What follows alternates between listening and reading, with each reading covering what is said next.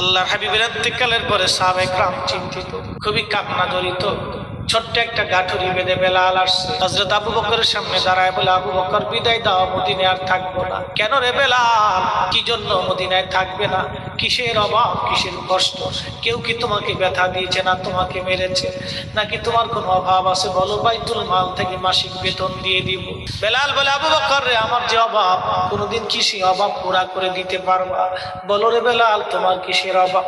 বলে, আবু বকর, আমি আজান দিলে নবী নামাজে আসতো, বলো এখন আজান দিলে কি নবী নামাজে আসবে? আবু বকর বলতেছে, বেলাল রে, তুমি কি নবীরে ভালোবাসো, আমরা কি ভালোবাসি না? বেলাল বলে, আবু বকর, তুমিও ভালোবাসো, আমিও ভালোবাসি।